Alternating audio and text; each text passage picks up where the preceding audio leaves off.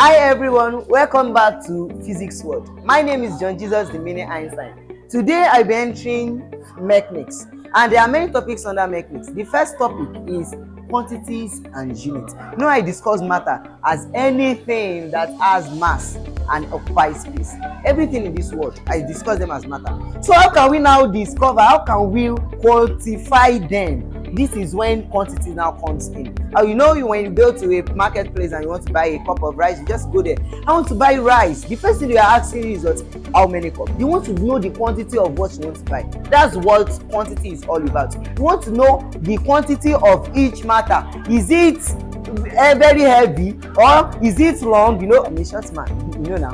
And we have a very tall man. We have a dwarf. That's how everything works. Do you get now? Each matters has their own classification. This thing is very long compared to another thing. This thing is very short compared to another thing. It's very heavy. Those things are what we term as quantity. If you want to go and fill your gas, they ask how many kg. They want to know how heavy you want to buy. You get now? And they cannot use heaviness to measure rice. They use cup to measure rice. That's how it is. So you want to know about the quantities and the units of each one. Let's dive in. What is quantity? Quantity are physical parameters that can be measured. What you can measure is what we call quantity. For instance, the length of this guy, I can measure it. Go and bring tape, I can measure it, Joe. We know the value. Okay, what is this? Let me check the mass, how heavy it is. You can measure it that one also. So all these physical parameters that you can measure is what we term as what? As quantities. And we have only two types of quantity, which are fundamental quantities and derived quantities. What is now fundamental quantity? It's very simple.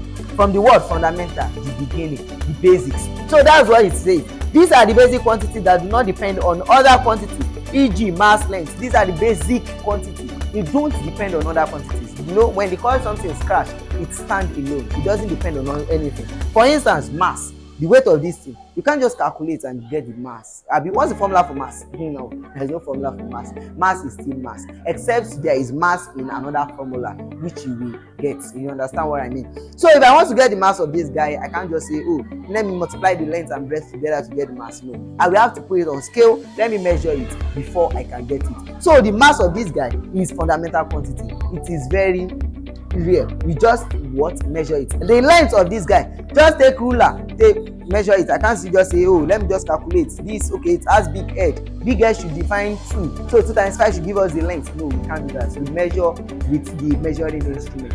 And time, time, you must check your watch before you can know the time. Now let's move to derived quantity fast. What's the derived quantity? Derived quantities are quantities that depend on other quantities. They are the ones that depend. You don't do without them. For instance, area. If you want to check the area of this board now, what do you get? You check the length and you get to check the breadth. Area is what? Length times breadth.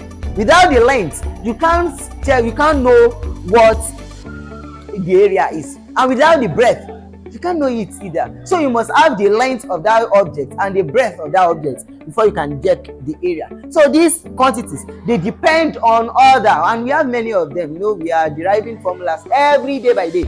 In physics, we have many formulas. So that's why in derived quantities, we have many. And in fundamental quantity, we have just only 7. We will talk about that when we move to it. Now, let's talk about units. Units are now symbols that are assigned to quantities in order to differentiate them. Now, let me just do a test.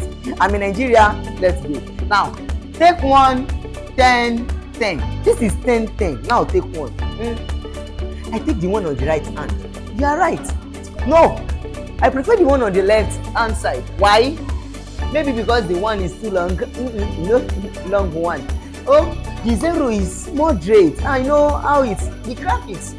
Don't let me deceive you. They are both the same, right? This is 10. Take 1. I will just take anyone. But let me now put something and let's see. Alright, this is Nigerian note, Abi NGN, Nigerian note. And this is USD, dollar. My guy, take 1. Who is taking 10 naira? No one is going to take 10 naira. Who wants to take 10 naira? What can 10 naira buy in your country? Nigeria, 10 naira has no value. We don't use them. I've seen 10 naira now, it has been a while. So 10 naira has no value. So without these symbols, we can't know what these tens are standing for. We just be like 10. What are they? They're just nothing, bro. Without these symbols we can't know what they are standing for. $10, even $1 in Nigeria is approximately maybe 1617 now multiply by 10, that is 17k, 18k. Go use that, now we go use that, guys. So for this $10 is huge than this. What tell us that it's huge? Because of this dollar in it. This $10 is not what you want to use that. So without this symbol we can't know the quantity they are standing for. They are both money, but this one is for US, for America, and this one is for Nigeria. So this one is the one that differentiates this from this. Before we cannot differentiate them. So units are symbols, they are assigned to quantity in order to differentiate them. So you can see we have differentiated them from what? From each quantity, and clarify which quantity is measured. So let's assume you are hungry and in school. I'm very hungry. Let me call my dad. Hello, dad. Hello, my son. My dad, hunger won't finish me for here. Wetin shele? Nothing happen. I don't have money. Please send me money. Okay, no problem. I will send you money in the next 2, and you hear totum hang up. You be worried. You be like, too waiting. My daddy they talk, and you don't have a credit to call back. You be like, hey God, which one? You be worried because of what? He did not put the unit. Maybe he's talking about 2 seconds. No 2 seconds. You just let me just transfer. No 2 seconds. That's all. 2 minutes. You don't know. Maybe 2 hours. You don't know. 2 days. Maybe 2 months. Even 2 years. You don't know. So you be worried. When is my father sending this money? So that is why unit is very important. You be able to know that, okay, I will send you 10 million in the next 2 minutes. Within 2 minutes now, this money should enter my account. You will have hope that, okay, within 2 minutes. But if they don't put any units, you'll be like, hey, which 2 are they talking about? Is it 2 minutes or 2 years?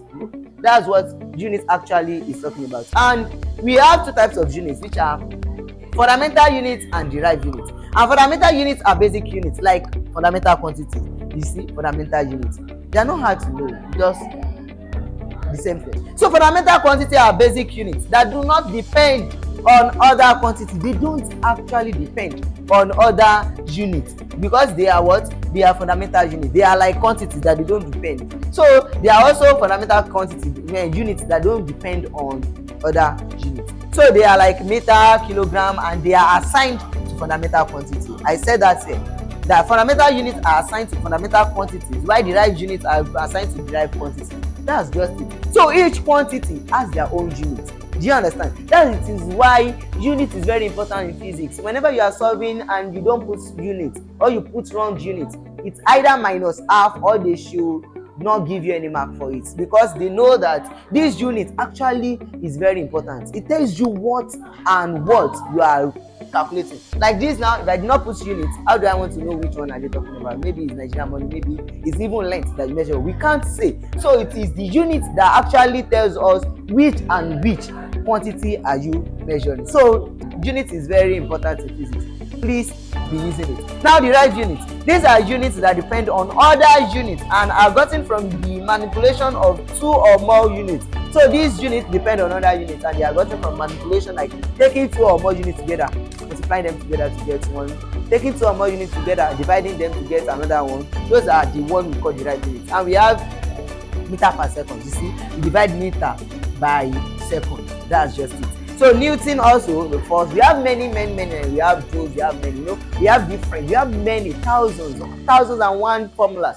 We have many quantities. So those quantities have their own special unit. Do you understand now? So that is the end of today's class. Stay tuned, like and click the subscribe button. Please and please subscribe and share to your loved ones. It will be helpful. But this is just part 1 of quantities and units. I will move to part 2 of quantity and units, where I will be talking deriving many formulas. I'll be talking about how many fundamental quantities do we have and how many derived. Although I won't tell you how many derived we have, because we have many derived units. I just be deriving maybe little. We just derive some. So that's what we'll be doing in the next video. So stay tuned and like. Thank you.